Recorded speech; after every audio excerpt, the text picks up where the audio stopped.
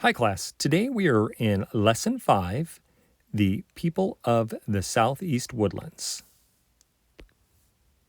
Among the American Indian tribes that lived in the Southeast Woodlands were the Creek, Cherokee, Chickasaw, Catawba, Natchez, and Choctaw. Oh, and remember, so we had the American Indians of the Northeast and the Southeast. So we're dealing with the Southeast ones right now. Each tribe had its unique customs and traditions. In both the Southeast and Northeast, people ate a variety of farmed, hunted, and gathered foods, including beans, corn, deer, nuts, and maple syrup. Yum, I love maple syrup. However, in the Southeast Woodlands, many wild resources such as rice and bison were unavailable. The tribes relied more heavily on crops. The Cherokee in the Southeast, for example, grew the three sisters of corn, bean, and squash. People of the Southeast Woodlands wore clothing that could be adjusted depending on the weather. Men wore breechcloth, which is a long rectangular piece of deerskin, cloth, or animal fur. It is worn between the legs and tucked over a belt. Men in the Southeast Woodlands also wore leggings or leg pants, usually made from buckskin or some other soft leather. Women generally wore a deerskin top and a skirt, to which they might add leggings or a cape or a robe. Both men and women wore moccasins, soft-soled and heelless shoes.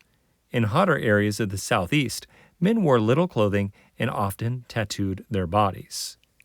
And in this photograph here, we have a picture of moccasins, and the caption for the picture reads, "Moccasins, soft-soled, heelless shoes made by American Indians of the Eastern Woodlands."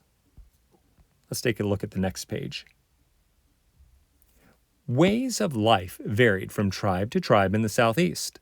The Cherokee, who lived mainly in what is now Tennessee and Georgia, constructed fairly large villages, with each having 20 to 60 houses and a large meeting building. Cherokee homes were usually made of wattle, twigs, and branches woven together to make the house's frame, and daub, which is a sticky substance like mud or clay. The Cherokee covered the wattle frame with daub, which held it all together. This created the look of an upside-down basket.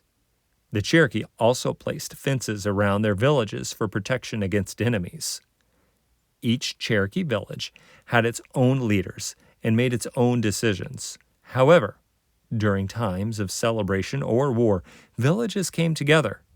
One celebration, called the Green Corn Festival, honored the summer's first corn crop with dances and games. Like the Cherokee, the Natchez built homes from wattle and daub. The Natchez lived in permanent villages in what is today Mississippi. They were successful farmers, but they also hunted, fished, and gathered food from plants. Like the Hopewell and Mississippian people before them, the Natchez built ceremonial mounds.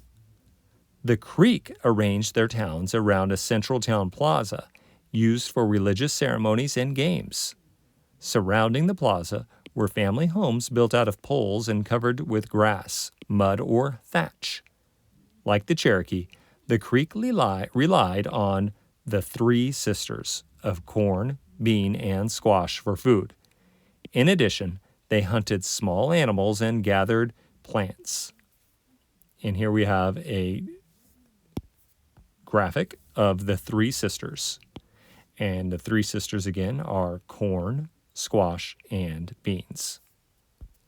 All right, boys and girls, go ahead and reread this chapter if you need to, or rewatch the video, and we'll see you soon.